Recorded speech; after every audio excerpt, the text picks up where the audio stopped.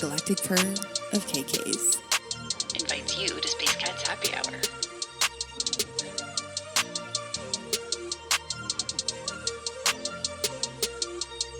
Let your mind relax. We meet in a dimension outside of time, Where the playfully curious thrive. so go on, fill your tin cup chalice with the sacred elixir of creativity.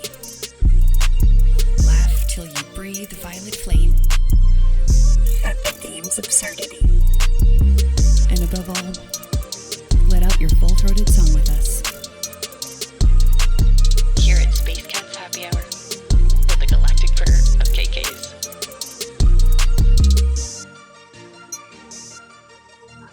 Welcome to Space Cats Happy Hour. We are doing this episode. It's going to be mostly a look ahead at the coming year of the rabbit / 2023, and a little bit of a recap of the past year. And what was I doing before that? Oh, I made hummus. For some reason, I thought I had to share that on air that I made hummus. Yummy. Oh, well, okay. No, that brings me to I was looking back at the past year and I was like, okay, what are the things that I'm really happy about that actually feel like changes? And just acknowledging those on air felt nice. And so one of them is that I cleared out enough stuff in my life that was bogging my energy down to have the energy to cook again. And not only cook, but go look for recipes and try new things. Which I don't even know how long it's been since I felt that, maybe a decade. Yeah, it's been a minute for sure. I the recipe for hummus I pulled out was from 2006. A friend of mine who made really good hummus, and she wrote it down for me, and I have made it since then, but it was a real blast from the past. And anyway, her recipe is delicious. She makes a mean hummus, so I made some hummus today. To hit you up for that. So I'm really grateful for that. And also just there's been a natural shift where I've been pulled towards eating less meat, which is my ideal. Emotionally and energetically, I've always wanted to eat a lot less meat, if not no meat, but haven't been able to get there. But my body over the past month just suddenly was like, nope, we're good. We can do this. And that made me personally happy. So that's one. I'll throw it to you. Do you have something from the past year? Oh yeah, absolutely. I was just thinking the other day, because I haven't been able to, I've been a little bit low energy the past week, which is fine, but I've got a pile of dishes that I need to actually deal with now.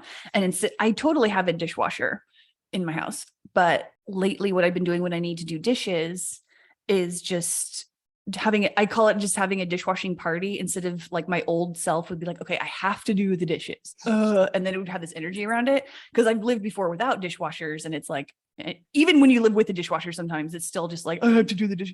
But for me now, every time that I've been working on viewing as best I can, which we could all judge the effort there, but as best I can, I've been really sinking into viewing every day as my first day on earth. I can't always get there, because like I said, sometimes I'm just I can't freaking do this. But when I'm able to do it, things like washing the dishes seem magical and fun and meditation and like a party, which is why I'm calling it a dishwashing party, because I literally don't even use my dishwasher now for anything but a drying rack. I just wash them all by hand. I take the extra time to put on music and just have them soaking in the little tub that I have for my sink, and then I use the dishwasher as a drying rack. And that is something that the reframing I have done this year is just making my heart sing. Everything looks brighter. The colors seem brighter. The day doesn't seem awful. Even when the energy feels heavy, it's it all feels like part of the process, the honor of the process. Even when it feels bad, it's it doesn't feel as bad as it used to, because I'm it is such an honor. I feel the honor of being alive in this body so deeply. And that is absolutely new for me. I have been wanting to escape for a very long time. And now I'm no, I don't want to leave. It's nice here. Even on the bad days, I think it's still nice here. So That's amazing. And I feel like it's going to open up a new tangent of something else that I wanted to talk about with this year, but it totally goes, which is Yeah.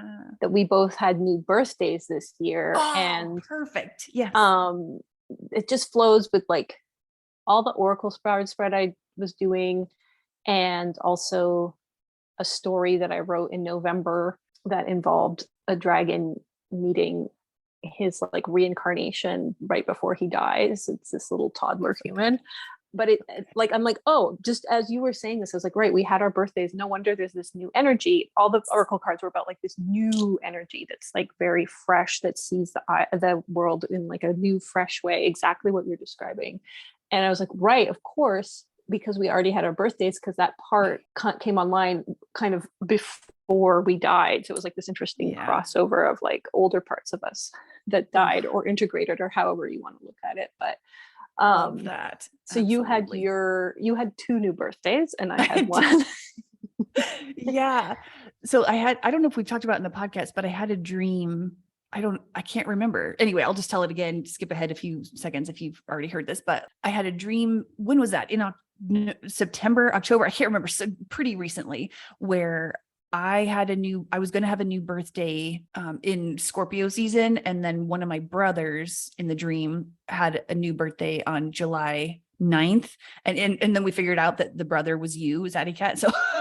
So you also have that July 9th birthday. And then anyway, I was doing my Hecate ritual on November 16th. I've only done it 2 years in a row. And this is the second year I've done it. And as I was in the meditation and sort of in the ceremony of it, I heard the phrase born anew.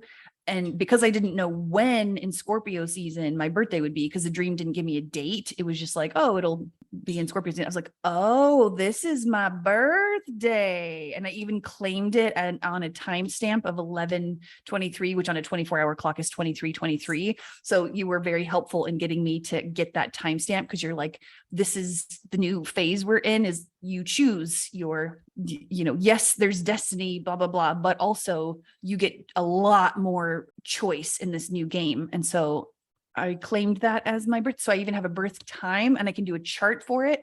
And I'm a Leo rising now. We're both Leo risings. Both of us are Leo rising. Watch out, world. Yeah. And it just makes me really happy to feel like, oh yeah, the second, that felt like a birthday that was sort of supplementing my actual birthday, which is February 18th. So I don't know why I said that. Who cares? I'm trying to get more into like actually being okay with people knowing my birthday. I've always hidden from it. Like, I'm like, oh, I was born, whatever. You don't need to make a fuss, blah, blah, blah. But now I'm like, no, just tell people. You don't have to hide. Oh, Leo rising. You don't have to hide your amazingness. Tell people your birthday. God damn it. So November 16th and November 18th or February 18th are my birthdays for like, I don't know, whatever. And then I had a birth of my divine masculine on Christmas Eve. I'm not sure about the timestamp on that. It was around 11 in the morning. I don't know. But anyway, so I've had this total of 3 birthdays, and it's interesting because mine feel like the February 18th original one and the November 16th new one feel like a composition of my divine feminine birthdays. And then the divine masculine was the December 24th. But you have an interesting you have the 2, but you have one was distinctly masculine and one was more feminine. Yeah. I'll let you tell it. Well, what was trippy was I pulled up the 2 charts, and there's a little section where it tells you, okay, you have this many signs that are masculine and this many signs that are feminine and this many that are earth, water, like all the elements. Mm-hmm. And the 2 charts are exact mirrors. So in my original birth one, it's 7 masculine, 3 feminine, and in my new one it's 3 masculine, 7 feminine. And then it's the same with earth and water and like fire and air. They're like switched, they're exact mirrors of each other. So I just feel like was really also, and so my new birthday was July 9th, and July 9th was when I set out on my big trip, which was almost 6 weeks away from home total, and involved going to 3 different countries and then staying in somewhere else in Canada as well. And was one of the most magical parts of my year, but also involved the most challenges of making myself do it in terms of like how it affected other people in my life, and like being willing to withstand a lot of blowback. initiation. Yeah. It was a big initiation. So I arrived in Medellin in Colombia, where my friend Steffi lives, on July 8th, and then July 9th was like the first day like waking up there. And I woke up with I'd had the word Hippolyta, is that her name? Yeah. Over and over. So I immediately looked her up, and she was this ancient Amazon queen. So that really felt like a very big feminine activation. And then it was at 7:47 that I'd taken the picture of like a screen grab picture of her. And 47 for me is always like, and we have our galactic deck of oracle cards where 47 represents the Lemurian era and Atlantis represents 48 is the Atlantis era. And my whole thing of living at this house with the address, this apartment that I live in, is 748. It's like 47 one direction for it. So it was like, yes, very big feminine Lemurian energy from that. And that was really cool. It was just cool. It really felt like I've just been getting so many signs of like, you're done this phase of your awakening, which had to do with a lot of really intense karmic stuff, like tying up karmic loose ends, and like and so much integration of polarity, but specifically for some reason I chose masculine feminine energy integration as well. So much of that over the past few years, and it's like, you're done, you can just chill. Look, it's like on your chart, it's balanced. It's like, it's like there's no more to do. Stop working on that. Which is interesting, because I feel like I wonder in the next wave of people who are coming, who are going to have what their awakenings are going to be, and if mine is going to be able to be a helpful guidepost. Like, oh, absolutely. I feel like some people don't choose the one where you go through a lot of karmic loop closing and integration. People have all different paths, right? But like, I think probably some people still will. Yeah. And it's intense because I didn't know that was what I had chosen. And when it started and everything was on that path, it felt like that was just going to be that forever. So coming out of that, which is very much the shift into this new year, which is like, no, you don't have to keep doing so much healing work, integration work, intense shadow stuff. Like, you can put it aside and just live, is a big adjustment of just so not huge. Like not knowing that was like, oh, that was a phase that my soul wanted to go through, and it was good for me to go through, but it didn't have to last forever. And yeah. Well, I don't think we choose these paths because we are a way shower. So there's no way that what you went through is not going to be relevant to the next wave of awakenings, because there's going to be plenty of people that are going to look to you and your path as for guidance. So it absolutely means something. But also I think this phase of, when I say helping people, it's not going to look like it has in the past. I think we're going to just be ourselves, and we don't have to search out people who need healing or what. Like, it's literally just going to be, we're going to be put together with the people who need our help. We don't need to search out anything. We just literally live our lives, and whatever we produce, like podcasts or art or whatever it is, the people who need to find it, and we're sort of left to just keep living our own. It's not some burden of, oh, okay, I gotta lift all the collective on my shoulders and walk through a sandstorm. It's not going to be that. We're just literally going to create stuff, and that creation is going to help other people, because at that point they're going to be able to interpret a lot of the stuff themselves, because their own intuition is coming online in a bigger way. And I don't think we're going to need as much hand-holding type stuff that I've been sort of dreading. I was like, I want to help people, but there's gotta be a better way, that kind of thing. And I think that's what it's going to be, is just us creating stuff. Because it's so interesting and trippy, because the people who guide you are like doing it in a way that's a bit different than you're going to do it. And then like so on and so forth. And so when you look at some of those people, some of them did have a very heavy hand-holding kind of like, or like had to do a lot of clearing about not being a handhold, like not taking that on, and it was like, whoa, that seems intense. Yeah. Although Yeah. others, I did have people that I was aware of who weren't taking that route as well. So there was a balance, but it was just interesting. Like, yeah, I think it's like keeps changing and evolving. So For sure. oh yeah, that makes me think of something else, which was when I don't know if I'm going to be able to put this into words, but it was like when people say it's like you're going to do things your own way and it's going to be different than it was before. It just applies to, I think when I was hearing that, it was like, oh, I will be designing a type of like, or I'll be like channeling a type of energy work or something and then pass that on to other people and it'll be my own that I'm designing. And it's like, no, the way that it's distributed will be different. Like everything is different. It's like, especially with at least our generation, I'll call it, it just feels like we're not using the older channels as much, or we're using them, and each one's going to be different. Like you're always talking about these new web 3.0 and stuff like that. That makes sense to me. But yeah, it was just like I hadn't opened my mind to like just how different it was going to be in terms of like all the levels, like from not concept, but whatever, from the seed blossoming in your field to actually all the levels of like producing it and expelling it out into the consciousness are different. And that's trippy. It's a lot. Yeah. I love what you said about it's like hard to imagine and open your brain to it. Cause I feel like I too understand intellectually that it's going to be different, but I couldn't feel into what it was going to look like because we've not done it before.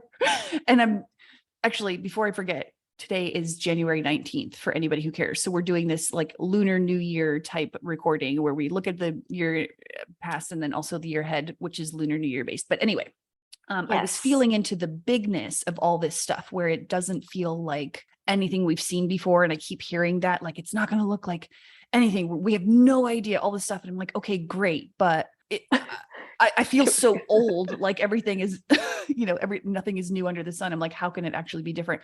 But I was thinking into how I feel like we have played these games since the beginning of whatever linear time you want to look at, even back to like the Lyran breaking off of source and becoming separate and forgetting and doing their pioneer stuff and branching out to all the galactic history that we both understand it to be right now. And I was thinking like, that must be one of the games, literally all of that down to present time, where that's the game of forgetting. But there's whole other universes that have done something completely different. We're like the free will universe. And we're literally done. I feel like we're literally done with that as a universe. So we're just, I feel like whenever I say, oh yeah, I feel like I'm attached or connected to universal consciousness, I'm like now feeling that universal consciousness is only part of a bigger God consciousness, which I have never felt before. I'm like, whoa, what is going on here? And it feels really exciting, even though I'm also a little bit, what are we doing? So that was just a thought I was feeling yesterday. So thought I'd share. It's literally, or I don't know, it's, for me, it's impossible to even imagine because I know the other universes aren't even playing a game of like duality or anything. Yeah. So it's like, well, I don't know how they experience contrast, or if they do experience contrast, or literally what, like, I have no idea what is going on in those universes. I have a theory that they learn a lot by watching us. And I'm saying that having just unlocked a classroom in my spaceship as of a couple of days ago. We haven't talked about this yet, but there's a classroom, and actually Shay helped me figure out what I was feeling into. She was like, oh yeah, I have a class of people who are watching me. And I was like, wait. It explains so many of the dreams I've been having where I'm like in front of a classroom, and I thought it was just alien school. And I think it's probably all tied in together with like, we all teach each other, blah, blah, blah. We're all in the alien, star systems, whatever. But when she talked about that, I was like, oh my God, those are my dreams, where I'm in front of a small-ish feeling classroom, but still I'm the teacher.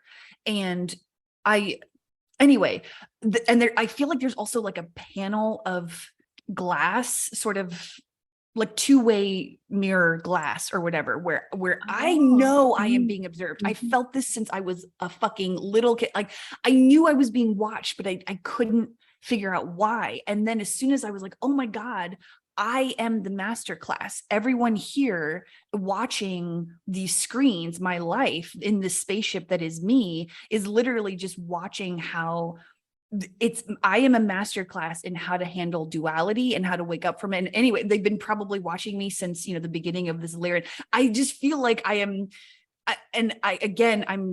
not doing a whole, I'm too big for my britches kind of thing, even though it felt like that a little bit at first. So I was like, I'm not that important. I was like, no, listen, no one can show people or other beings how to live in this duality like you can, or like Zadikat, you can, like, we're all different slices. Everybody comes to the different master classes to look at how we handle different situations and scenarios and all that stuff. And it's like case studies, and everything is very loving. It's not weird observation like they're judging. It's just like literally, what can we learn from these masters of this game? And I finally was like, oh dang, I'm pretty confident in my abilities to do this, because it feels like when I look at actors, when I'm watching a TV show or a movie or whatever, and there's there's like different gradients of acting where people are like, they're always doing their best, but some people clearly don't really care all that much. It's kind of like a job, whatever, they're doing fine, but blah. And that's no judgments. It's just like, that's the experience. There's other people who are doing their best and they're so good, but you can tell they're not quite at the level. They're putting their whole heart into it, but there's like the masters who can act like you're watching something real, even though you completely lose the fact that it's actually acting. And so we're at that level where some people, I would never want to be an actor. That's never been my thing. Although now that I have a Leo rising, apparently that's what I want to do. But anyway, my point is like, I've never wanted to be filmed doing something because I feel like it just feels fake to me. And I would never be able to show up as my real self. I've always thought like voice animation would be kind of cool because it's kind of a little ridiculous on its own. And I'm sort of cartoonish anyway. I thought that would be fun, but I didn't want like my face filmed because you can only have one genuine reaction. And then if you have to take multiple takes, it's like, how do I channel that genuine reaction again or whatever? That's what I've always been hung up on. But the people who are genuinely amazing actors can do it every time because that is their gift. And I'm like, that's what I'm providing in this masterclass of navigating duality. I can hold all of this energy, and I've been doing it for billions of years. So of course people want to watch, or beings want to watch. That was another new download I had the other day. So I thought I would get that out as well. Cool. That's interesting that you feel like that connection between the universes, because I'm like, how do other universes even perceive?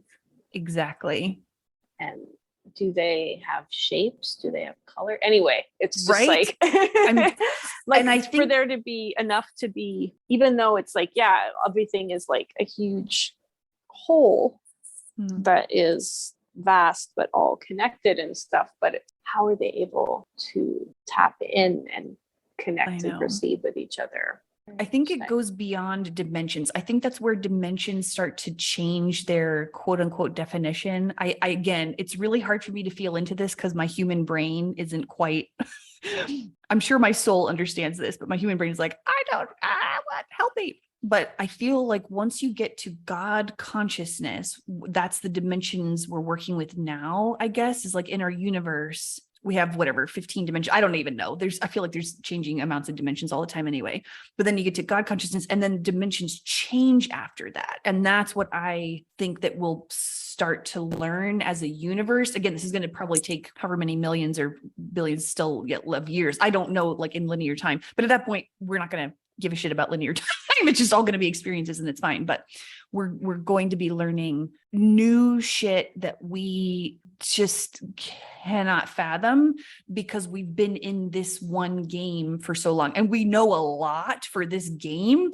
But think about everything we've learned about everything, and that's all contained in this universe, and that's going to be joining this universal God consciousness, or this God consciousness beyond universes, and we're going to have knowledge of all the other universes and all their games and what they've learned, and how existence can exist and create in all kinds of ways. And I don't think I'm going to be able to understand it in this lifetime. Maybe, I don't know. Maybe I will. I'm not giving myself enough credit, but it feels pretty wild and really exciting. It's always soothing to me to hear you talk about this, because sometimes I go to the place, like everything for me is like a story of consciousness. So I think I've talked about this before, but it can be hard for me sometimes to like really anchor into that journey, because I'm like, it just all feels like it's just a story, just like this is just a story. So it starts to feel very, very nebulous to me. And so, yeah, it's just nice to hear someone like flesh out the story and stuff. Like, yeah, it's just, yeah, I feel like I get sometimes just very kind of like hazy. I totally feel you on the haziness of it. And I still feel that myself too, but I'm also finally feeling a little bit more, well, yeah, like how we always say, it's like nothing new under the sun, blah, blah, blah. Well, now it's time for the new.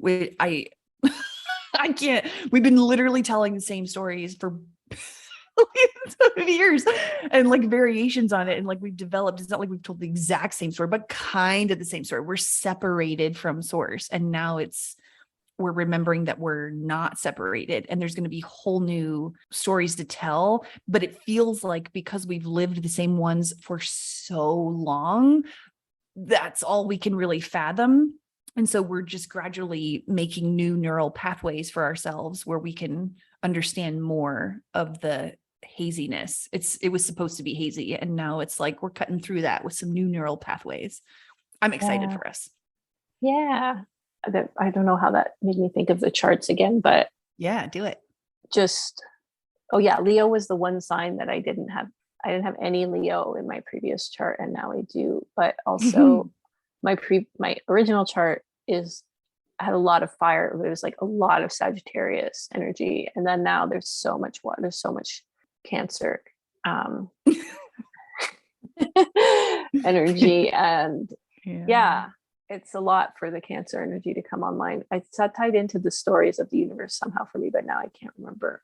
I think we're going to be experiencing these energies in a whole new way too. And we talked a little bit about this, I don't know, yesterday or the day before or whatever. It's like we have our mythology about the planets and how the archetypes of energy play out in our chart, and explains a lot of our psychology and all this stuff, which is not going away because we still live in this world where not everyone is, we've got one foot in both worlds. But for us, we're just going to be experiencing a different side of this mythology and maybe making new mythology. I swear, like as we start to make our own stories around these characters and how I was explaining this to one of my friends because she didn't know who Hecate was, and I was telling her about my birthday and whatever, and I was like, a lot of people, I was describing how when you read about Hecate on the internet, for example, there's going to be a lot of people who are like very worshipful and fearful of her energy and all that stuff. And I was like, that's how they want to experience that archetype of energy. I experience it very lovingly, or it's a very loving energy, very supportive, nurturing, just quiet, like beautiful energy. And I don't think of her as I used to, but I don't think of her or any other god, ascended master, whatever, as above me, when I had to do a lot of work to get there. And I'm almost not every day am I perfect at this either. But at the same time, it's like we are all equals. Yes, we are in these human bodies that are limited, etc., but our souls are not. And we're just an expression of our souls. So it's like they can do things for us. Like Hecate can help me in the underworld in ways that my human body can't do. So in that way, she's more powerful or whatever, but we're also ascending into having more of our soul in our physical bodies. So we're able to do more miraculous seeming things anyway.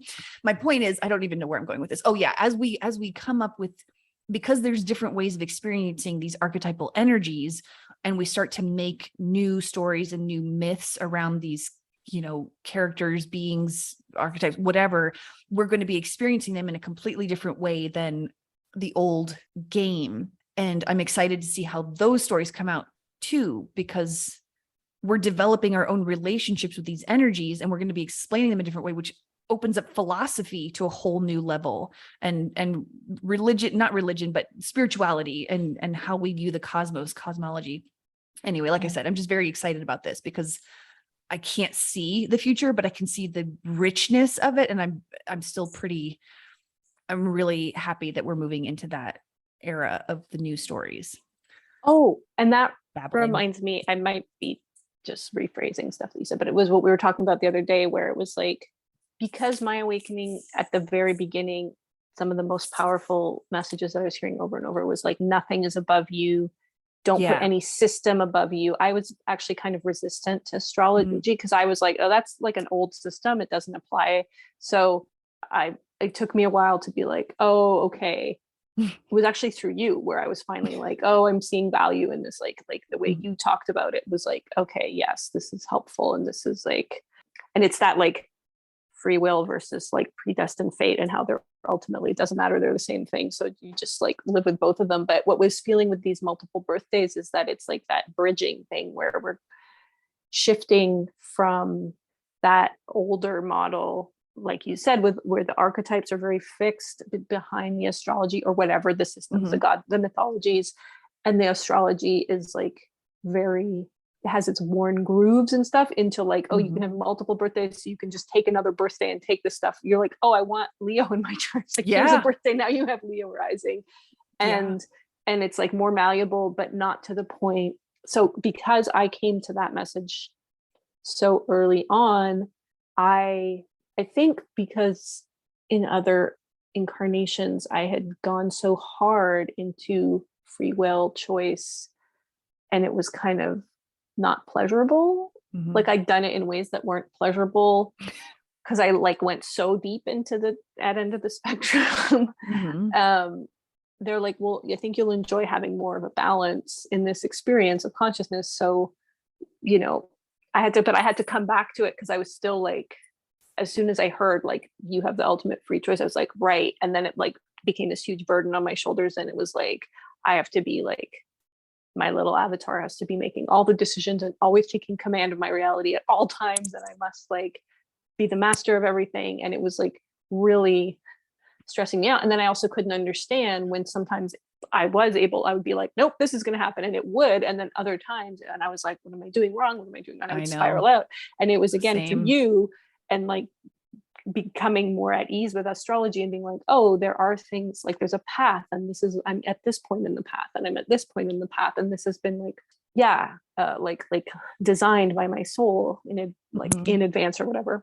That doesn't seem to have any relevance with how time works, but like designed at some level to like coming back into feeling comfortable where I wouldn't say I'm 100% there, but good enough is my mom. Exactly. Yeah, but having the two birthdays feels like our it's like, we're like straddling now. We're in that place where it's like, well, you're not just fixed into one thing, but you're not at a place that's totally loosey-goosey. You have no guidance from the oversoul at all, and like everything does feel like it's on your little teeny shoulders, and it's super stressful and like chaotic and confusing. It's like, no, don't worry. It's nicer than that. It is nicer than that. I'm really glad you brought that up, that just good enough thing. Cause I don't remember what we were talking about, but it was like one of those things where we were reminding ourselves, oh yeah, I want to say this on the podcast. And whatever you had said, which I can't remember what it is, hopefully it sparks your memory when I tell you this, but when you told me that thing about just doing good enough and like getting help across the finish line and just lying there if you need to and being carried over the finish line, like, don't judge that because it's good. Just do good enough. You do not have to push yourself to be some sort of, I don't know, record breaker, fucking whatever. And my story around that was the first time in my life that I was in college, and I've already told the story about how awful it is to be a music major, at least in America, at least in my experience. But I was a sophomore or maybe a junior. I can't remember. I think it was a sophomore. Yeah.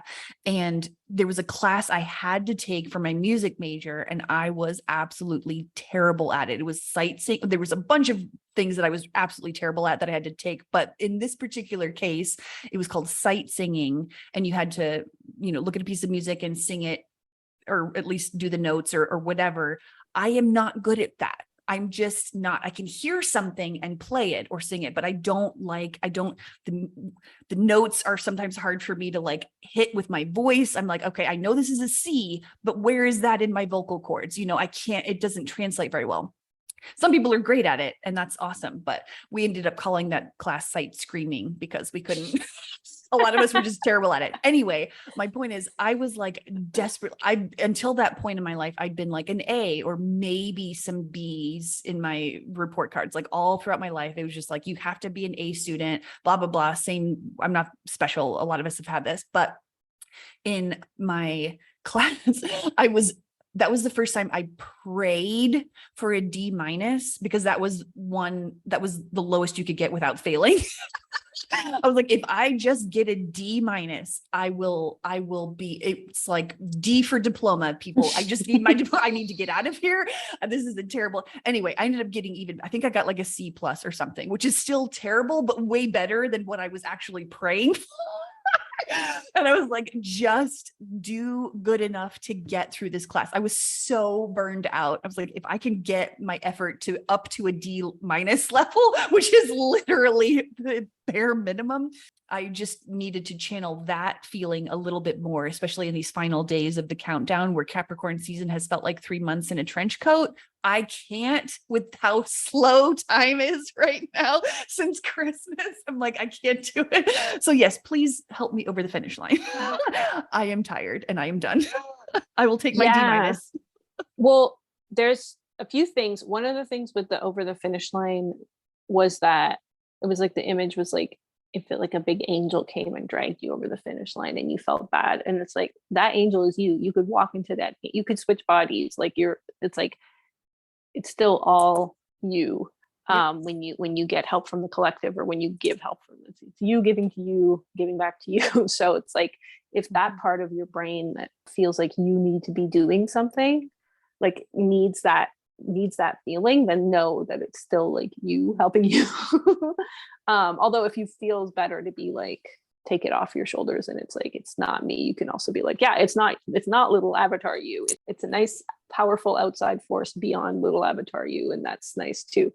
But either way, and then also for me, the good enough. Okay. So the good enough is my motto. And it's interesting. It's like, we're closing this chapter of 2022 in the year of the, what was it? It's a tiger integration, right? And going into this new, but it's also for bigger than that, because it's like a big cycle of awakening for me that I'm closing out.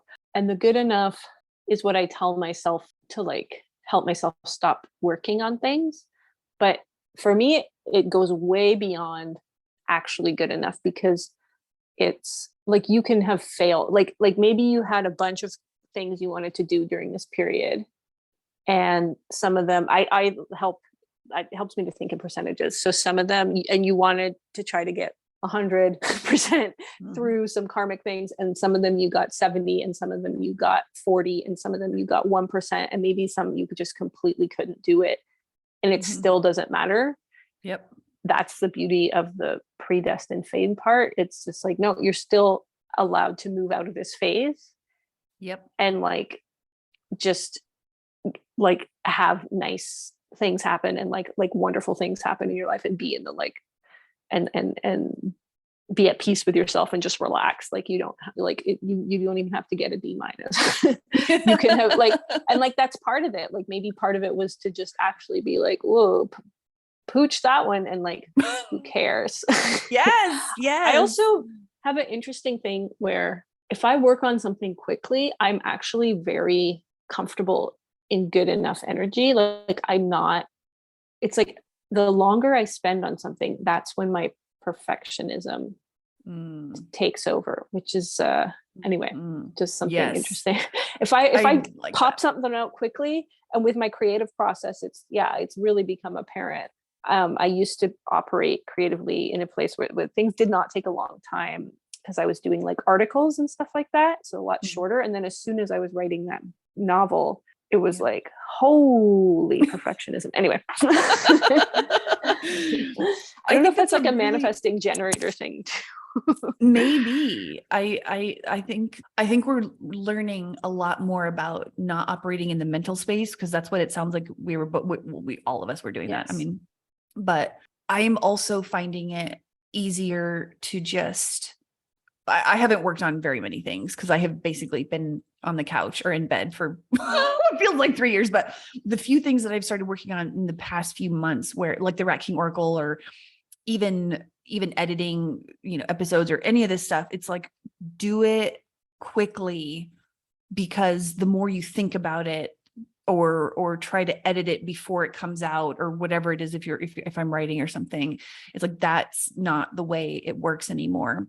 And it can be quick. And actually P, the fairy, helps me remember that a lot, because they do a lot of their artwork and they do it very quickly. And they're like, how simple will you let it be? And they don't say that, but it's basically like, I created this in 2 seconds and I don't care that it took me 2 seconds. Nobody can judge the quality of my work based on how much time it took. It's like, an amazing thing can take 2 seconds if you let it. And I was not letting it. So now I'm like, at least opening myself to allowing that to be. And as the notes come through for this Rat King Oracle deck, I'm like, oh, it didn't take that long. I didn't need to, I'm not saying it's all done or anything, but I just mean like the notes that come out, I'm like, oh, I didn't need to agonize over making this perfect. I just let it come out through me without grasping or something.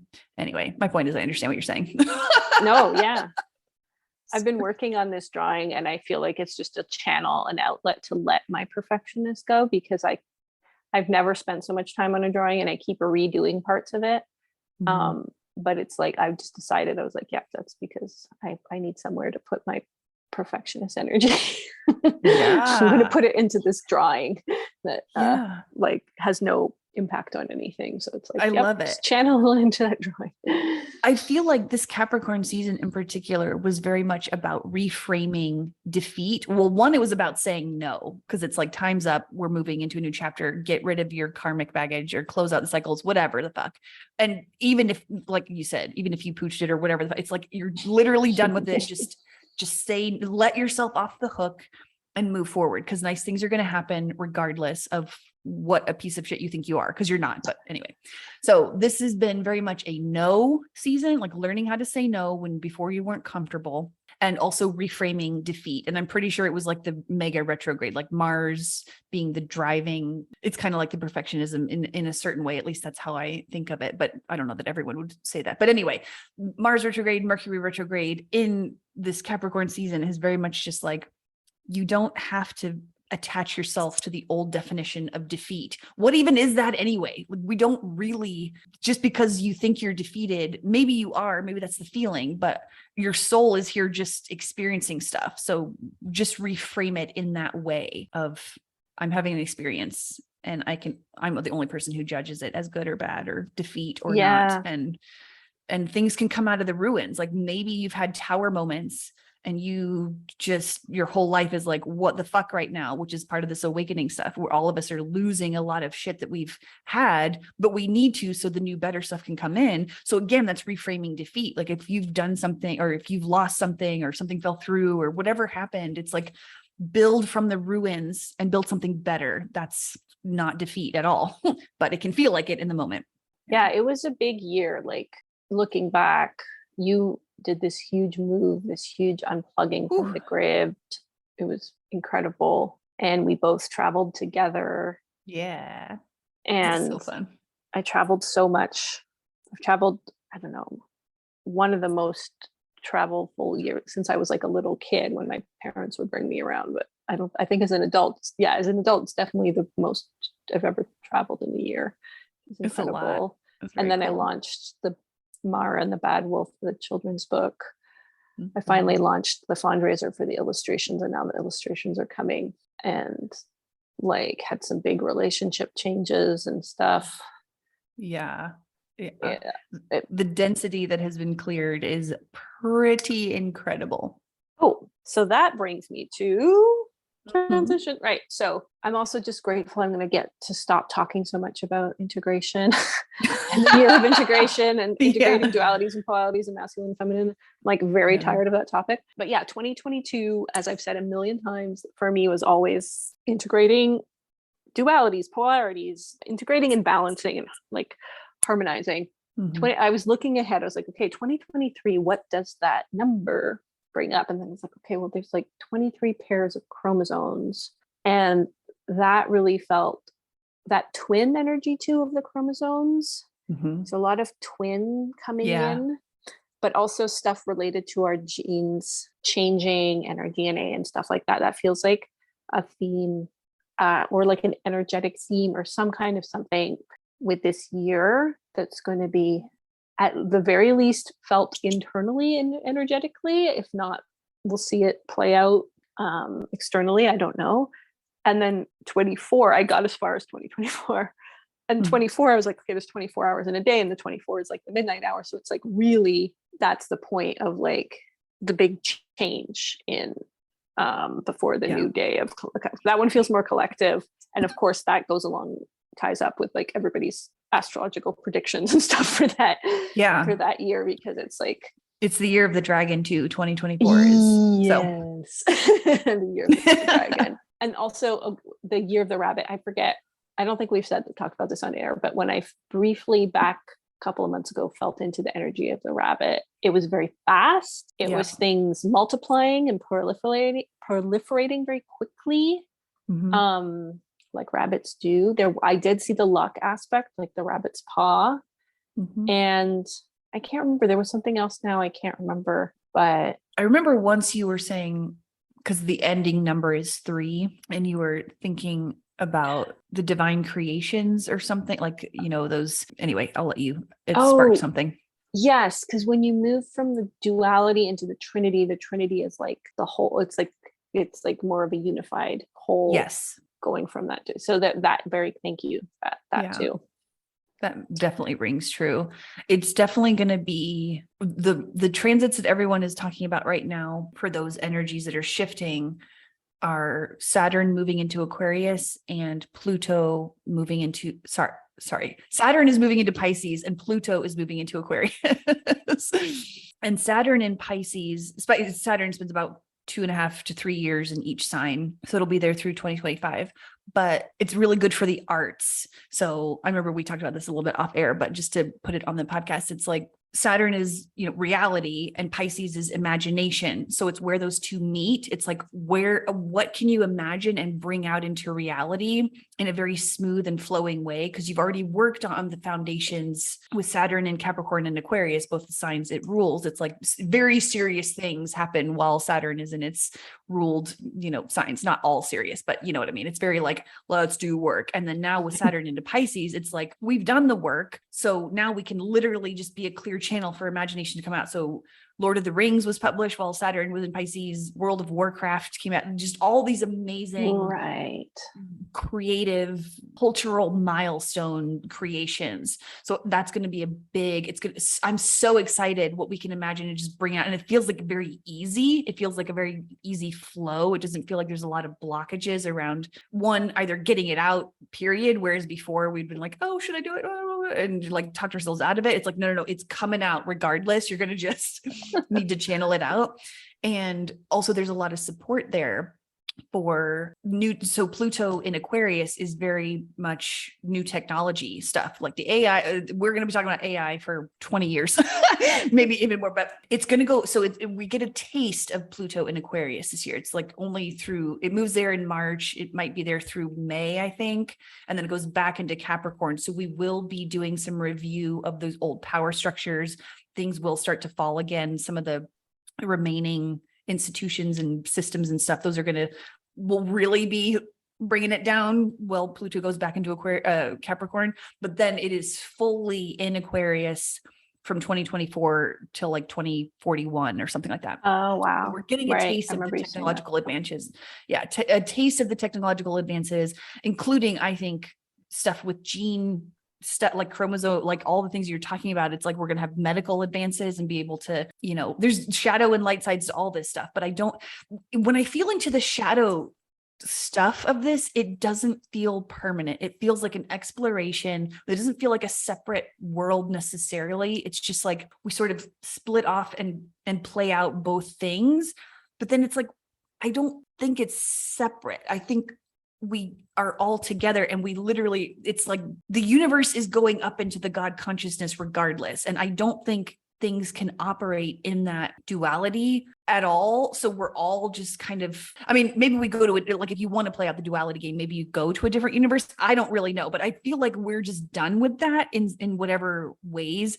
I'm not saying it's going to end tomorrow. I just mean, we'll see the bifurcation big time this year, maybe even into next year. I don't know how long it's going to last. And then it's like, we just make the world a better place because the world is ascending anyway. Like she wants to do that because it's universal law.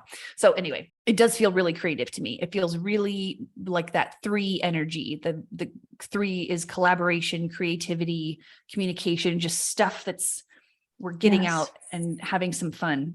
So yes. It's like already happening, and it's just like pointing your attention so that you see it more to those stories that are showing how it's already happening. The manatee is no longer endangered. My partner Mike just told me that. Really? Yeah, the manatee is no longer endangered. Whoa, that felt like what a really, timeline shift. Yeah. And like that story that was like, oh, we're ahead of where, like we've cut carbon emissions by half or something. Anyway, people were like making their goals of the carbons things, and that's already like potential cures for diseases coming. It's like a lot of stuff is already happening. That's the news stories that end up coming into my inbox or through Mike. Yeah. I think that's really important because all this stuff has been happening sort of behind the scenes while we've all gone through the karmic washing machine of the last 3 years or whatever. And like, feels like nothing is changing. Everything is still the same, but all the stuff. And it's like, no, people have been working on stuff that we just haven't been able to pay attention to because of whatever. And now it's like, yeah, and more of that and more of that. And just keep celebrating the stuff that comes through. I mean, yeah, the fluidity part. It's like you just end up on the timeline. That's why I hammer home so much about not paying attention to the news. It's because you are making it harder to perceive the fluidity of timelines. The less you're tuned into the news, the easier it is for you to accept, for your ego and your brain to accept, like, oh, they're already, this is legalized, this drug. I thought that people were saying it was going to take decades of red tape and blah, blah. Like, it's like, no, this is already legalized. And now they have clinics that are doing mushrooms. And now they have, it's like, just tune out. And then like it's really easier to surf reality when you tune out. It's interesting that you're bringing up how ahead of things that we are, like you're finding stories where like we're ahead of the goals or whatever, because I literally just this morning texted you about how things have been moved up by a day. Oh yeah. So I think this might tie into this, and maybe that's why I'm having this experience, because like I needed to hear you say that.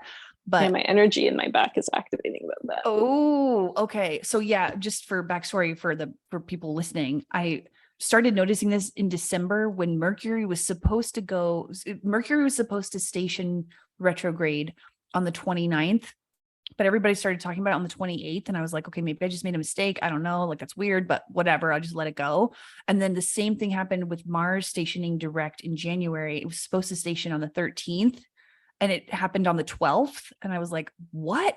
And then Mercury stationing direct in January it was supposed to be the 19th, but it happened on the 18th. And now the new moon that I thought was going to be on the 22nd is on the 21st. So it's like, we're a day ahead, but like, this must be a bigger metaphor for where we are as a collective. We're way ahead of the game, and we're just going to start seeing more and more of this awesome, good news. And that makes me excited. Also, if you woke up on that day, if you woke up on whatever date it was that Mars was supposed to go direct the next day, and you woke up, it's like, oh, it already happened today. That's also, it's like, it's already, so much of this is not that it's going to happen. It's that you end up on the thing. You're like, oh, that already happened. It's like, especially I feel like with waves of awakening, it's like, oh, people are already like, I mean, you already see it, but it's like on bigger and bigger scale. It's like, oh, that's so interesting. I didn't know the Chinese population was so into, this woo thing, or it's gonna be something like that, or like, oh, I had no idea in South America they were like, blah, blah, and it's like it's gonna be like huge. I'm just using those countries as like examples of like a larger population demographic. It's like, oh, what? Oh, that's cool. Like I didn't know that, and it's just like it's already like it that. Already happened. It's been that way for years, and we just didn't know, in quotes. The Mandela effect is going to be, I can't get over the chess Mandela effect though. I can't, guys. Oh yeah, we should. Okay, before we get to my thing. Oh we should yeah. quickly. Okay, So yeah. chess Mandela effect. So for me, This is in going to my trip you guys timeline, out. yeah, it tripped. They don't all get me, but some of them really do. And this one definitely does. For me, my entire life to win a chess game. I've never played chess, but I do know the rules. And you check the queen. Queen is like what you take to win the game. It is now king takes the game. And Zadikat came from that timeline where it's always been the king. And I came from Always the been timeline the where it's been king. the queen. Always Freaking been me the out. king. Freaking me out. It's fine. Yeah, that was an interesting one. That was a really interesting one. I Yeah. like those. They're Those are fun. it is hard to tolerate. Like you really want to go searching for reasons not to buy into it or for some explanation, but it's fun. And I'm getting anyway, it's fun when they're like that too. I'm like, who cares? I don't care about chess. Like, exactly. it doesn't really, it's like either way, okay. Yeah. Oh, now what we got? Okay. Transition.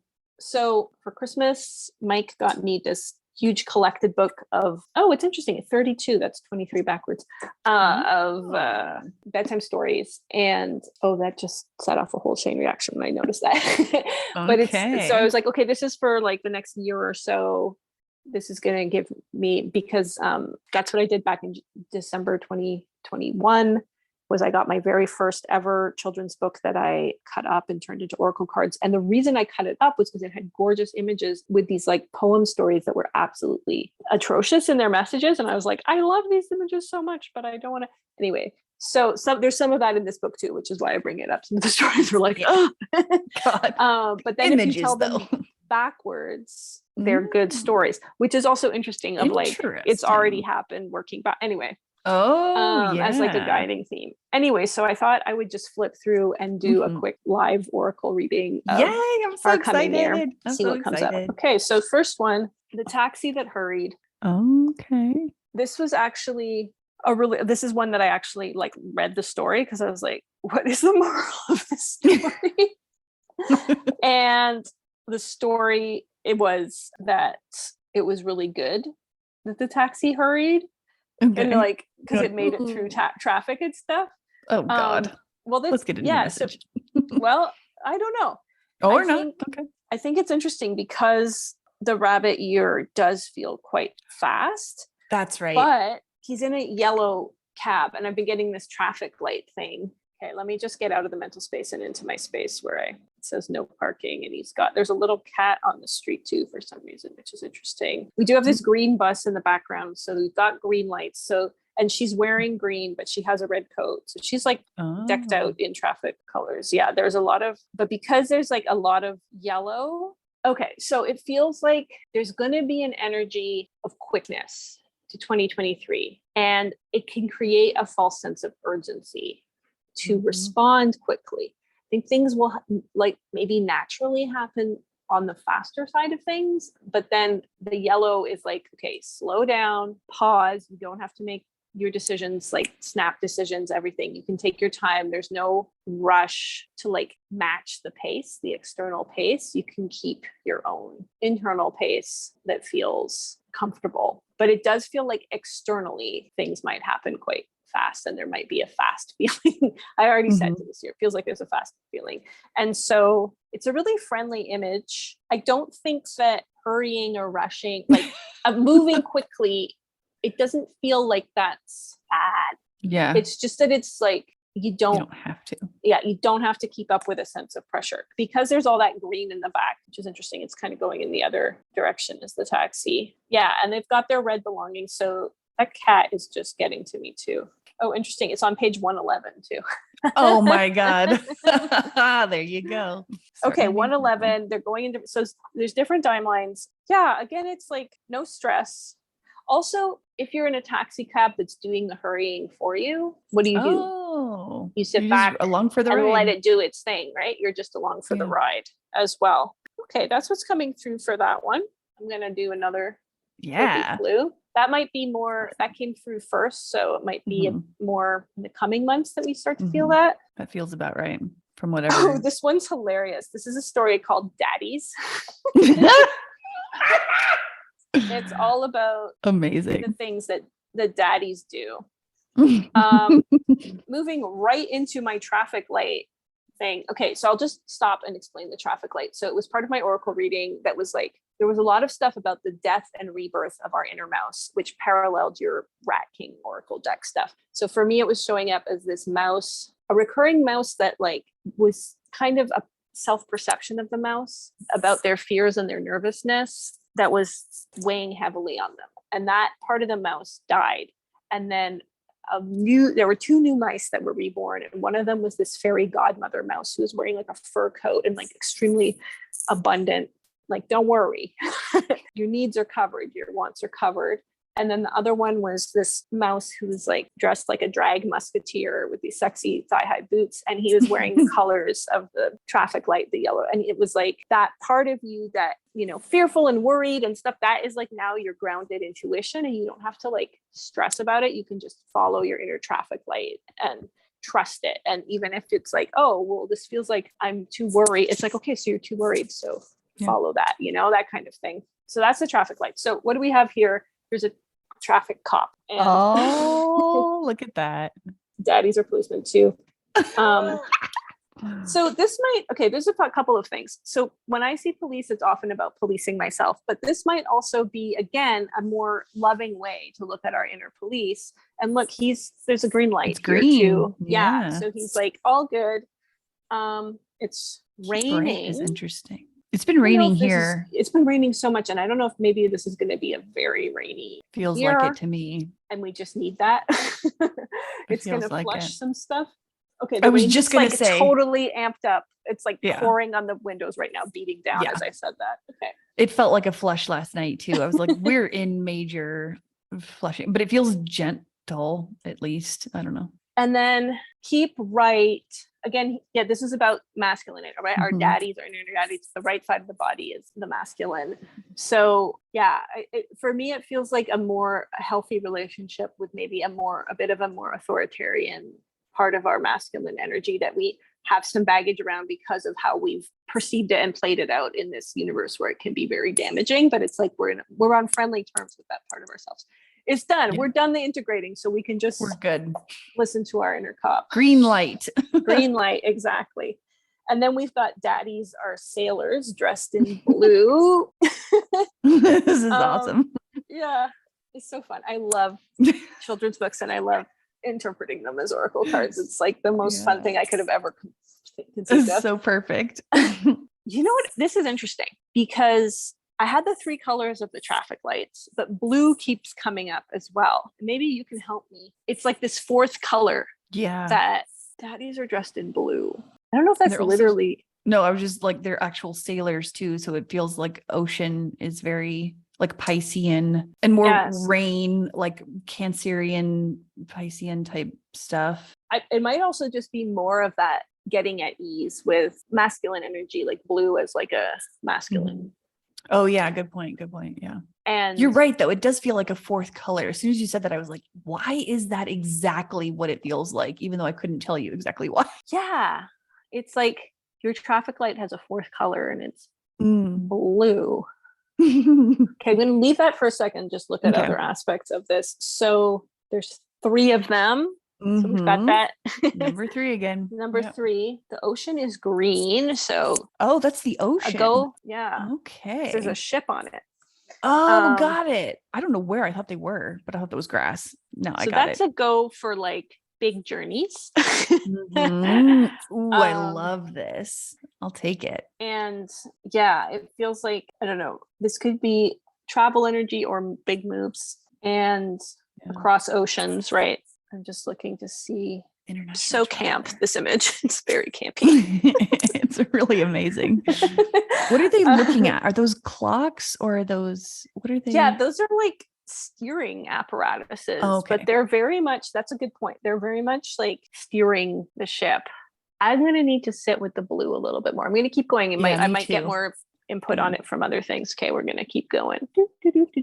What Oh, page number was hello. that? Oh, okay. Oh, what page number? 266 and 267. I don't With know. Okay. 66 is for me is like life path stuff. So that might be a Okay. little one for me. Yeah, that makes sense. Here we go. These ones aren't daddies, but Ooh. again, it's more men. Yeah. What was the first one? can't remember the Hurrying first one. taxi. A lot of masculine energy to this year. Now we got a big red here. I know. What's that? Also with hurry, hurry, connect the hoses. Oh yeah, like the So- hurrying taxi. Interesting. Yeah. So we've got this hurry. So, okay. So for me, this feels collective. I was just gonna say that. Yeah. This feels like urgency around, again, like, oh no, we have to address this. And oh no, we have to address this crisis and stuff like that. That in this one, it's like, no, there's no, like, it's like, stop, red. Like, Yeah. don't go with the urgent, like, don't go along with the urgency. So I mean, that makes sense. I do feel like we've already been experiencing that kind of stuff where it's like, oh, there's a huge problem and we have to worry about it. That kind of energy. And then all of a sudden you wake up and it's already been taken care of. No. Yeah. Connect the hoses though is interesting in terms of what they're actually doing. They're dealing with it. Mhm. This goes to water. So we do, that is like at the collective level integration of like fire, water, energy. It might be at the collective level, like there are going to be more people making those connections of terms of how to like solve things. They're also going up a ladder, right? So it's like a collective ascension energy too, in terms of how things are dealt with, but very masculine. I mean, like, This is interesting. That's interesting. Go the Does this feel firemen with like the hoses? Why does this feel like summertime? I don't know. Okay, I'll take that. Yeah. Okay. So up go the firemen with the hoses. Fascinating. Ooh, hello. So then we've got these. Are those seagulls? Yeah. Oh my god. Tides are changing. Yeah. This is like a very peaceful counterpart to that urban. It's like the total, it's like we've gone from urban, there's a crisis, it's full of red, to like natural, full of green. Yeah. This is like It's the beautiful. response card to the other card of like go inward and seek out nature and seek out these types of environments. Agreed. There's a mention of sea turtles. Turtles are always like they have to do with longevity and stuff. Sea turtles specifically, I would have to look up. Seagulls, I was just thinking about last night because I saw a few movies in a row where they were like villains. Like people were so annoyed with seagulls. And what does it say about the seagulls here? It doesn't say anything. Interesting. They're squawking and they're flying. I'm gonna look up seagulls right now. Yeah. Because I feel like they're being cast in a villain role. Actually, it's so weird because I thought I heard a seagull the other day and I was like, KK, don't be insane. You live in Indiana. But I swear I heard a seagull. Opportunity in everything, including the most unlikely places. Yes, they are huge opportunists because that's what they kept doing, was like going down and like zoinking something out of someone's hands. Okay. So opportunity, including the most unlikely places. We've got this deep sea stuff. I mean, I think coming out of that fire, opportunity in crisis as well. This is just interesting because it's like so. Are those mountains? It's like it's like scrubby mountains. It's like it's a very interesting landscape because it's not like super beachy. It looks more like the desert. There's a lot of water. There's a lot Definitely of water. Yeah. Deserty with water. It's very exactly. Again, like kind of like contrasts. Maybe that speaks to a bit of an oasis kind of thing. Okay. There's 4 seagulls in here. And then these little hot pink fish and algae. Algae comes up a lot. It's already like people are finding solutions through algae and seaweed and stuff. It just feels like it's a very powerful. I'm going to look up algae, the symbolism too. Yeah, I've been getting like people in my forums, like space weather forums and all this. They're now starting to talk about kelp and sometimes algae, but as soon as you said algae, I was like, oh, this feels like a thing we're going to be working with in some, it feels like it has medicine for us in some way, whether we actually eat it or make things with it or some weird solutions. I don't know. Also, apparently it came up with the dream meaning, which is interesting. A stage of personal growth, feelings of being unable to stop something in your life from growing or developing. I mean, that makes me think of the rat, because the rabbits, when I saw them proliferating, it was like, whoa. I wasn't expecting like this and this and this and this. All the things. Yeah. I'm just going to look up, photosynthesis. There's something about photosynthesis. I feel like humans are going to become a bit more plant-like. I was just thinking, because with my dream about the sun watering us, and we're getting accustomed to taking in more sunlight, like a photosynthesis. Like I thought it was showing up as, are we going to just eat more plants or something like that? But us becoming more plant-like feels more resonant than even that. Because I think some of us are still going to eat meat in a lot of ways. But yes, it feels like we're using photosynthesis in a way that I don't know, maybe we subsist somehow on sunlight in a way that we never have before. I don't know why I'm saying that, but I don't know. Yep. Anyway, yeah. Totally makes sense to me. Oh, there's also having babies. On cold, lonely seashores, seals come in from the ocean to have their babies. And then the mother seals definitely Babies coming through. I mean, it's the year of the rabbit, right? Yeah. So babies coming through. Okay, I'm gonna. Oh, we're back to the hurrying in traffic. Okay, remember when I said, what is it like to let the taxi driver do the hurrying? Well, it looks like it might feel a little bit jostly at some point this year, jostling us along. She's got her green on. It's funny because she was carrying all this red before, but now she's just wearing like purple and green. And like green gloves, green hat. So, and her suitcases are green. So it's like, yes, we're going on this trip with this year is taking us on, but yeah, maybe feeling a bit jostled. And then we've got another policeman in front of, I swear there's more stories than just those with traffic. Like there's like a million stories in this book. It keeps coming up. And then we've got yellow, green, and red next to each other. Yeah. We're looking at a red light, but also we're not fully head on to the red. It's kind of on an angle. So there's a red light and a green light happening simultaneously. Yeah. Okay. I do think that figuring out flowing with the red, green, and yellow, it's possibly an indication that it's going to take some time to adjust, and it might feel wobbly to be like, whoa, stop, go, oh no. And there might be like, for me at least, I just experienced this with a trip to Florida. I thought came up as a big green light, and then there was immediately so much red, and like I was like listening to a podcast, the title was red, and they were like, they're bashing the horse over the head with a big bottle of ketchup, and it was like, and then the trip did not work out. So this is how interesting for some of us. It's just pointed to me right now, but for some of us it might feel a bit like what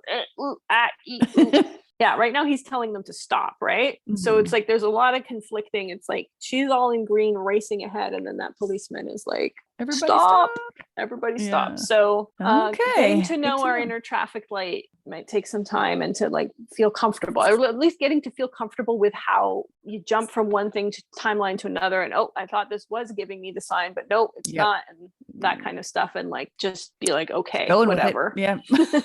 Now we're back at sea again. Wow. Another story. It's raining too. It's raining. The ocean is green. Lightning. Electricity. There's another captain, another sailor. This time he's the captain. It's not seagulls now. It's like a stork. Oh God, more birth energy. Birthing projects and babies. Yeah, so this is like the stork's view of the ship from above, and there's lightning. That's a real storm. Now, why is the captain waving a surrender flag to it's like a little handkerchief that he's waving to the stork? Get out of the mental space and surrender to the flow of creation. Just let it come through. I don't know. Yeah, let me just see what it says. When the captain saw that a weary stork had landed on his ship, he knew that good luck had come his way. Okay, so the stork is coming down because of the storm. It's like, I need to land on this ship. Now this is very cute. I don't know if you can see the little stork.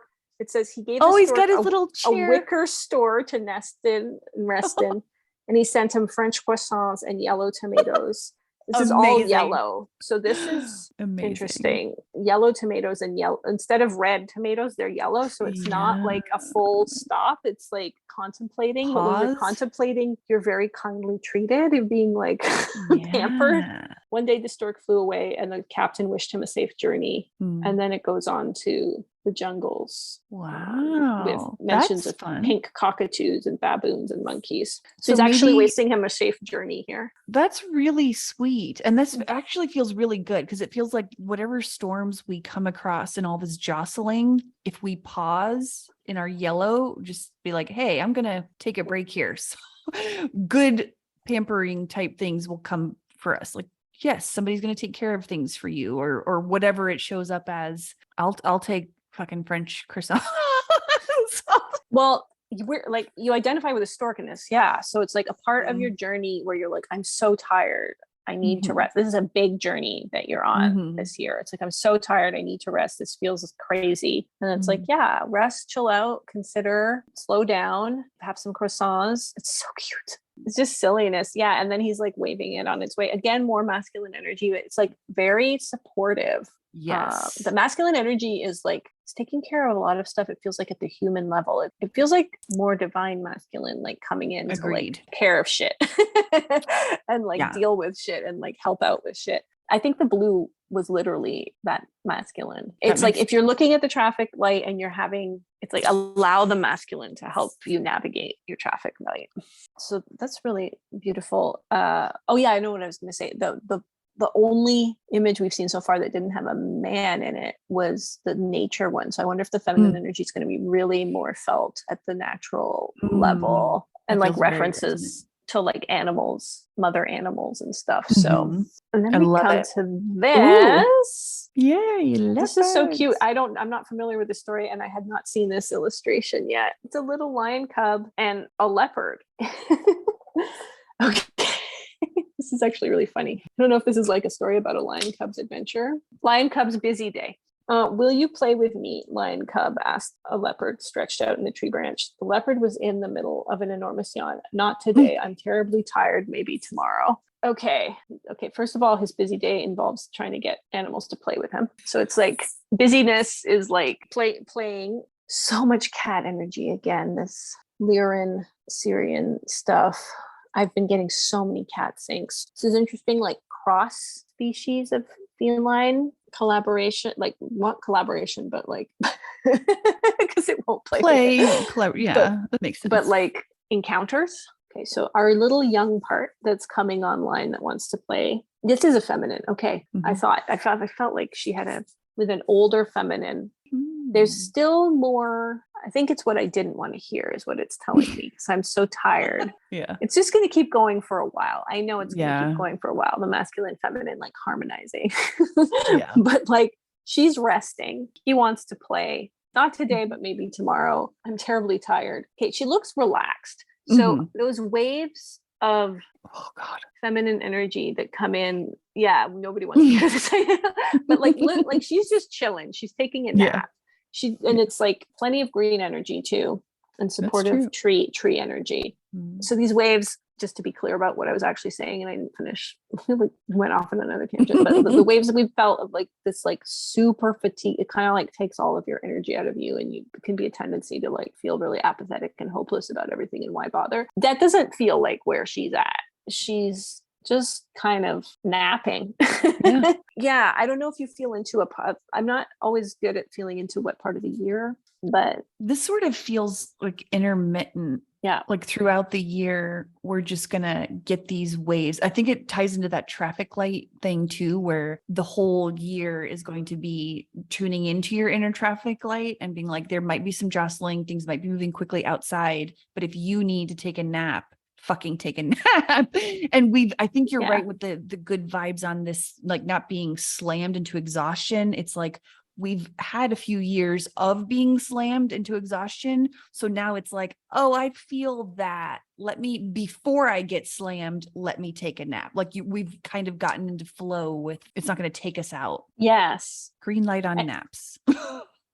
Yeah. Green light on naps, but also it's like taking care of both parts of ourselves. So remembering that this guy, like when we're tired, this part of ourselves, this little new feels more masculine part of ourselves does want to play. So it's good to like keep his needs in mind too, and not only. Exactly.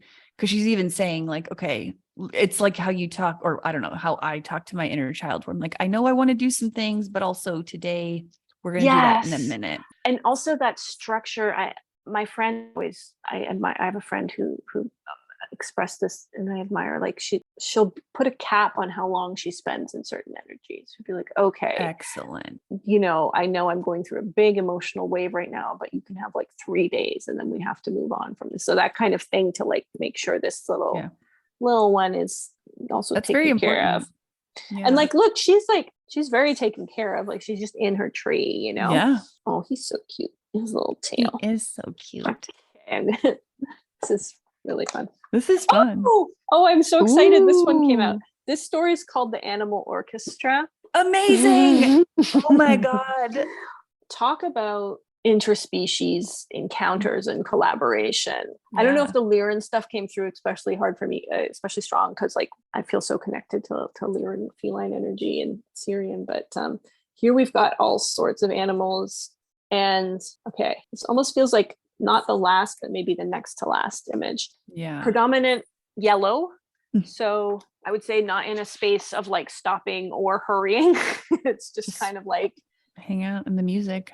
Hanging out, making music. Music is coming online so strongly. The idea of much making music together just seems to be. I was doing something. The frozen sound came out as one of the phrases that I popped out, and I was like, okay, the more music we make, we help like unfreeze the sound that's frozen, which was really cool. So this is just like so playful, so collaborative. I feel like that little lion cub would love to be here. Like, oh yeah, he's got to go to the symphony. He's got to go to the symphony.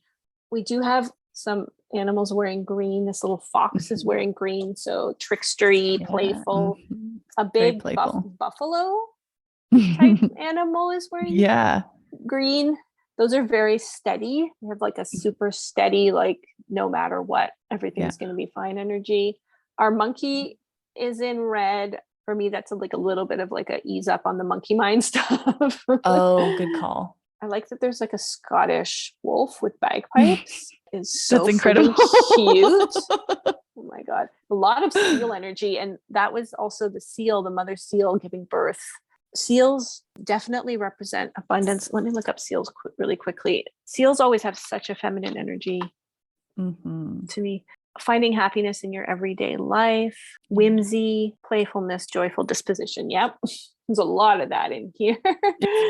Very joyful for sure. And also yellow feels joyful in addition to pause. And we've got twin giraffes again. So that oracle card that I'd pulled where the mouse is dressed in the traffic light colors, it's from the book, The 11th Hour, if anybody knows that book. But there's twin giraffes dressed as angels in that image too. So the twin energy, the cello, rhinos are always miracle bringers. They always show up as like miracles can happen, or they've got the clarinet or the flute. And then finally orchestra, elephant with a tuba. There's something about elephants that I haven't unpacked yet, so I'll just leave that. But and the cheetah in our deck is purpose. Okay. Oh, elephant, that's Ganesh, unstoppable, trust. Excellent. Ganesh energy. So the elephants have an excellent memory, which reminds me that the Doctor Who thing where Donna might get her memories back. We're going to get our memories back. Yes.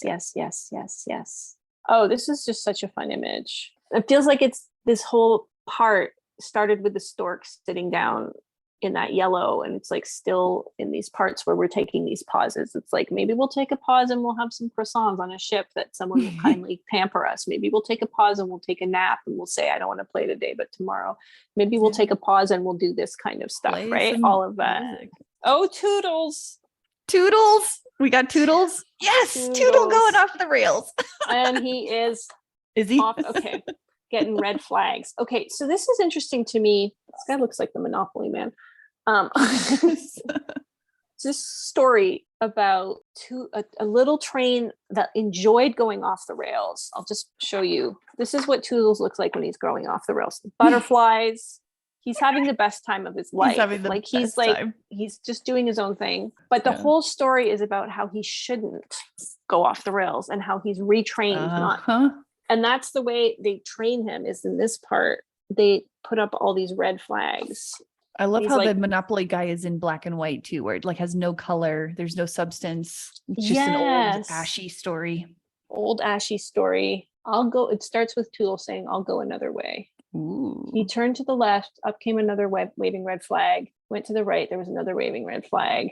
Red flags. How can I have any fun? Ooh, dang. This is triggering for me. Very triggering. There's nothing but red flags for locomotives that get off their tracks. We're going to get a lot of pushback, it feels like, on the collective level. Stay on the Which- rails no matter what. Ooh, see, I think there's more and more of us who are just going to be like, go ahead, make your noise. I don't care. I'm going to go to the symphony.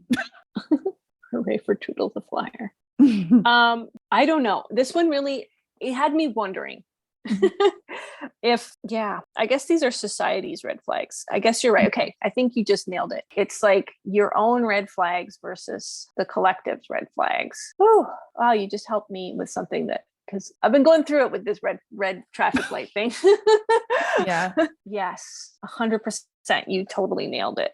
So I think that's part of what's going to be some of the challenge of this year, even though we're fine, we don't have to do more healing or integrating. We're still in a place now where it's like, okay, we're putting things into action, which means learning to differentiate between an internal red flag and a societal collective one that doesn't apply to you. Yeah. That makes a lot of sense because there's a lot of people who still need another round of facing what they haven't faced in certain ways. I'm not saying that their karma they can't let themselves off the hook, like blah, blah, blah, but like there's another round of like what you haven't taken responsibility for, you're doing it this year. Yes. Yeah. Because it's like, it starts with Toodle saying what Toodle's going to do. I'll go another way. And then it ends with someone else saying, work hard, always remember to stop for a red flag, and most of all, stay on the rails no matter what. So it's like, it goes from him following his own conscience, again, masculine energy, to right. Okay. Yeah. I bet we'll have opportunities to fall back into the old stories and the old patterns, but because we've done so much work breaking our thought patterns and our habits, it's not going to be as hard, I don't think, to just be like, oh, that's a thing. It's so funny too, because it's like he's surrounded in green and it's just like society waving these red flags, but like it's like all green. Everything it's else. Like, yes, go here. You got it. Oh, and look at him crying. Oh, poor Toodle. We love Toodle. I identify as Toodle. I know. Toodle is all of us. I'm not stopping on Toodle. That's not the end of this year. Oh, interesting. I think it might be more than one more, but we can like separate this into 2 episodes. No, I love it. Okay, so we've got ships in the harbor. So that feels like the journey coming to the end of the like now you're back in the harbor. And then it's a lot of urban energy again, a lot of like industry. This is all about fishermen. And let me just see this is the page after that page. That's so interesting. So we went from this with people in it, and this one is there's a lighthouse, which I always like to see.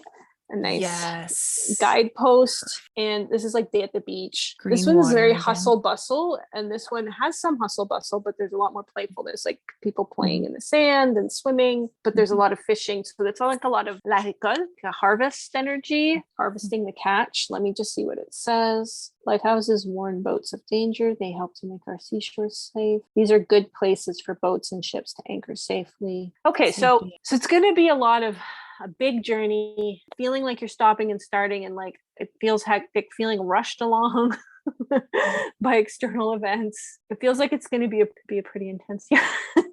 If you choose to tap into that, maybe is that what we're getting from these readings, where it's like there's different. Maybe I'm putting words in your mouth. Sorry, I'll stop. It still feels kind of hectic, though. Yeah, I would say it feels hectic. Like it's gonna feel like these cards are telling at least me that it's gonna feel that way. Yeah, I think you're right. Actually, comes with big changes, right? That's like makes sense for at least how I feel. I tend to get very overstimulated. I'm not sure, like this reading, there's a lot of my energy in this, so you know, I don't think everyone's going to navigate this the same way as me. But yeah, like parts where it's like checking in with your own internal traffic light, trusting it more, trusting your own inner police and stuff. And then also learning to like resist that external sense of urgency and take breaks and chill, and then not be swayed by what the collective thinks. Feels a lot like 2022 in some respects. I was like, cool. But this is nice. Cool. A nice day at the beach. It's funny that the water's always green. I know. I love this travel. Because they're not all the same illustrators either. But I guess we do keep coming back to the same stories again.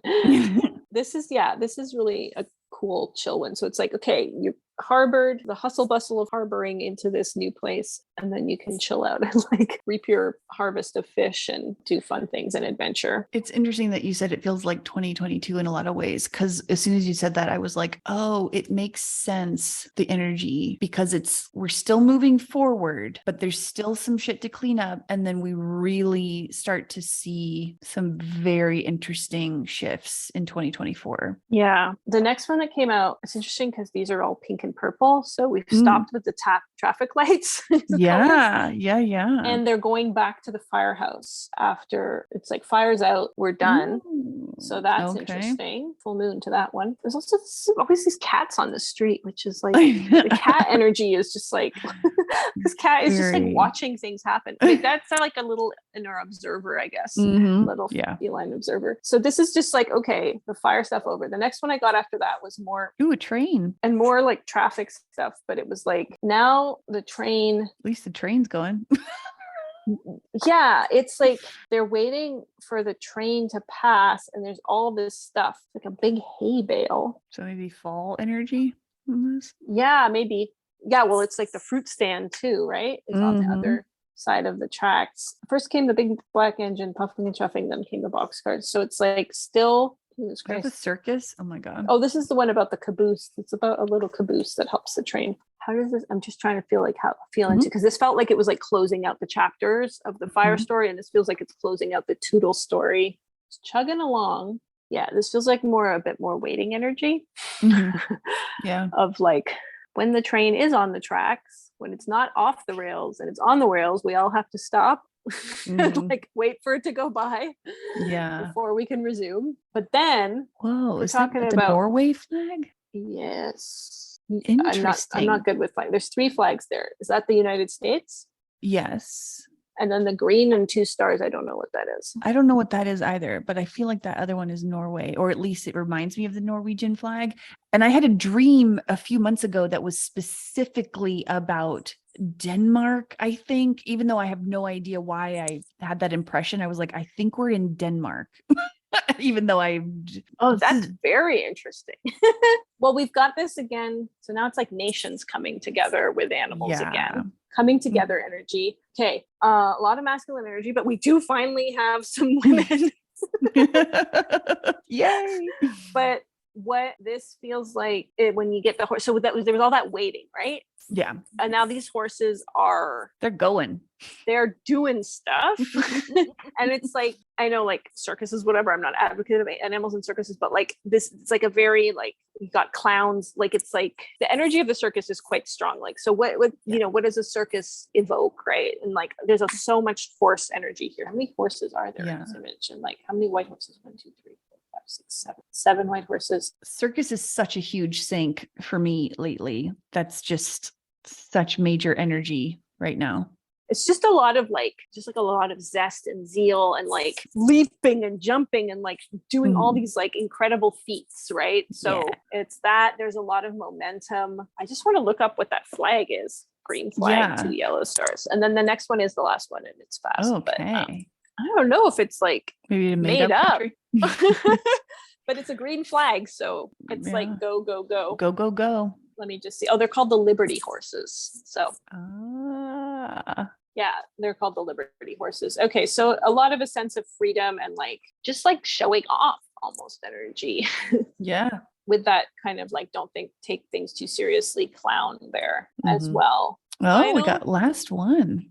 Yeah, the happy little whale. Happy little whale. So this is interesting because we talked about like moving backwards and this is like back to front.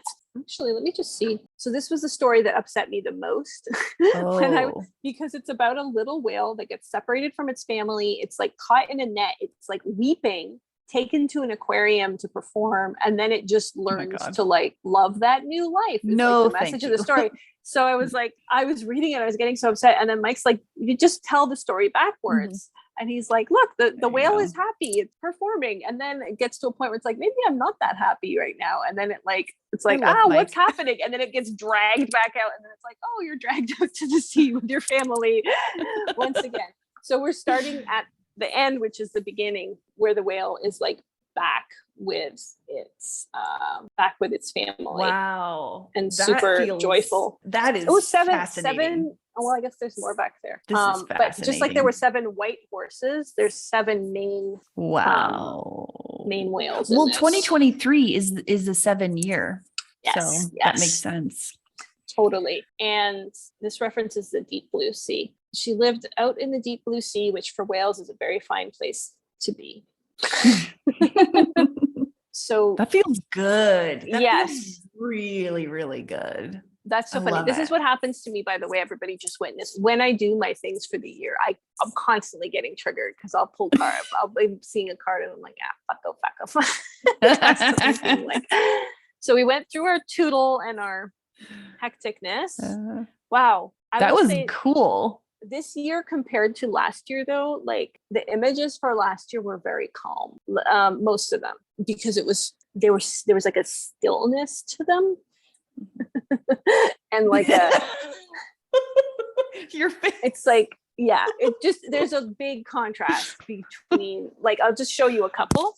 Just This is so you really can funny. See, here's friends laden with gold, right? They're moving, Oh, but like that's see the right. peace and stillness Yeah. in this. Then we've Yeah. got, this one says fly, but like, see, it's like So so calm. Yeah. calm. One is like they're just hanging Sharon heel. They're just right. Like this was last year for the most part. And this, as you could just see, this year was Real crazy. like there was so much movement. Yeah. Like over 50% of the images were like, you're on a big journey, you're moving, you're in traffic, you're like off the rails, you're on the rails. You're off the rails. You're on the rails. I feel like it's okay to also, I don't know. I think that second image, I feel, even though that story was a bit, I do feel like there's a bit of like, it's okay to stay on the rails and like not always go off the rails and not always like as well. Like I think that's what that second one, when the train was passing and it was on the rails, it's like it's okay to also be on the rails. Like you don't have to like turn, not getting bogged down by societal constraints into like an obsession with always being off the rails, because that's just gonna stress you out. It's gonna create its own like pushing energy. That's interesting, because that feels like that very Aquarian and Capricornian energy that will be here in 2023 with Pluto, especially. It's like Aquarius will do shit to be weird, just to be weird, because that's the Uranian influence, but it's also ruled by, it is ruled by Saturn. So like it has that structure, but Capricorn is even more earthbound, like stay on the rails type energy in order to, get stuff done that you want to get done, et cetera. And so it's kind of like, you need both. You need to break out of the box and go off the rails, but also it is very nice to have a structure to be in, to create things. Yes. Because it was like that one with the train that was on the rails. It was like, we need this train to stay on the rails so it can get past, so we can all keep moving. All of that stuff that was like waiting for that. So it's like, makes a lot of exactly sense. what you said. Okay, that makes me feel better. That was hilarious. That was like such, I did not expect that to be, I'm almost glad that I did it with you and not alone, because I'm glad I got to see it. It was like, I was like, I just needed some support and like your perspectives and your insights to be there, so I wasn't alone with that reading for this year. That would have been hard. Holy fuck. But yeah, we end with those horses doing their thing with the happy little whales.